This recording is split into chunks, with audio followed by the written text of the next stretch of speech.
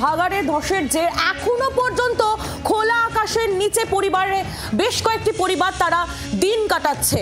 6টি পরিবার তারা এখনো খোলা আকাশের নিচে বসে রয়েছে, ত্রিপল খাটিয়ে ছোট ছোট বাচ্চাদের নিয়ে গত বৃহস্পতিবার থেকে এইভাবেই বসে রয়েছেন তারা। তুঙ্গে উঠেছে ভাগাড় নিয়ে রাজনীতি। হাওড়ার বেলগাছিয়ায় গিয়ে ভাগাড় সরানো এবং দ্রুত পুনর্বাসনের আশ্বাস পুরমন্ত্রী দিয়েছেন। পাল্টা ঘটনাস্থলে গিয়ে রাজ্যকেই কাঠগড়ায় তুলেছেন বিরোধী দলনেতা শুভেন্দু অধিকারী। আর এই সবকিছুর মধ্যে কেমন আছেন ওই বাসিন্দারা, ওখানে যারা বসবাস করেন তাদের কি পরিস্থিতি জানবো। বিক্রম দাস আমাদের প্রতিনিধি রয়েছেন সরাসরি আমাদের সঙ্গে। বিক্রম, খোলা আকাশের নিচে গত বৃহস্পতিবার থেকে বসে রয়েছে 6টি পরিবার, কেমন রয়েছেন তারা, কি ছবি এই মুহূর্তে?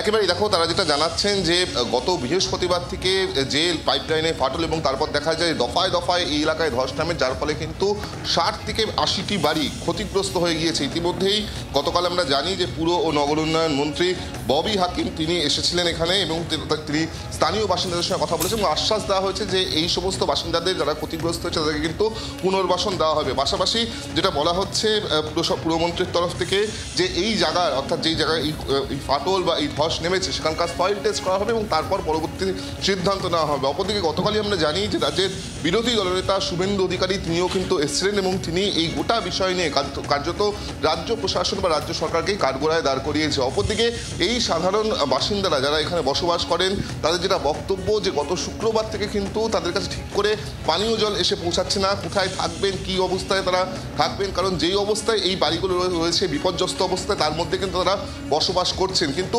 পুরমন্ত্রী গতকাল এসে যখন বলেছেন যে তাদেরকে পুনর্বাসন দেওয়া হবে এবং তাদের জন্য নির্দিষ্টভাবে ব্যবস্থা করা হবে, সেক্ষেত্রে দাঁড়িয়ে এখানকার স্থানীয় বাসিন্দারা তাদের যেটা বক্তব্য যে তারা কিন্তু এই এলাকা ছেড়ে কোথাও যাবেন না, অর্থাৎ তাদের নির্দিষ্ট বাড়িগুলো আছে সেই বাড়িগুলো ছেড়ে তারা কোথাও যাবেন না।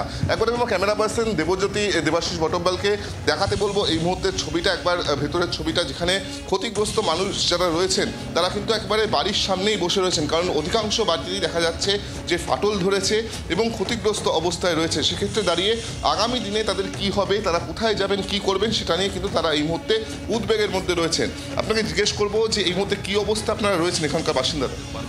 একেবারেই আমি কথা বলবো এবং জানার চেষ্টা করব যে আপনারা এই মুহূর্তে কি অবস্থায় রয়েছেন।